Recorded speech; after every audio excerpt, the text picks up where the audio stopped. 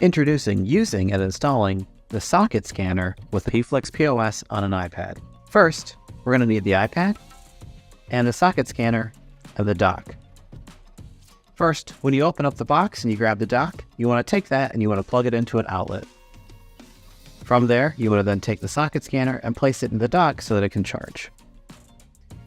The scanner tends to ship with battery life, but you want to make sure that it's fully charged before you start to use it. That may take 4 to 8 hours. The first thing we want to do with the iPad is we need to turn on the ability for it to recognize the socket scanner. So I'm going to go ahead and log into the account on the POS, tap the 3 lines in the top left, and then go down to Settings. From the settings, I'm going to go up to my search bar and I'm going to type in socket. There you can see now there's an option for enable socket scanner. I'm going to toggle that on. Now that I've done that, I'm going to go ahead and I'm going to close the app.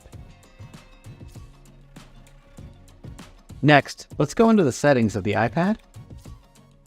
And now I need to connect it by Bluetooth. If your iPad doesn't have Bluetooth turned on, you're going to want to make sure that it's turned on. Next, I want to make sure the socket scanner is also on. On here, there's 2 buttons to be aware of, the power button and the scan button. This small one here is the power button. I'll hold this down. And then I wait. There it is. There's my socket S740 ready to connect. I tap on that, and now it's connected.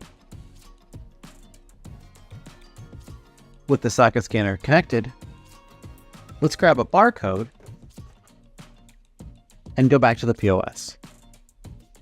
Swipe up from the bottom, go to Payflex POS and open it. Now I'm going to log into an order screen, and I'm going to give this barcode a scan. Now there you can see this barcode's not on my system, so it wants to add the item.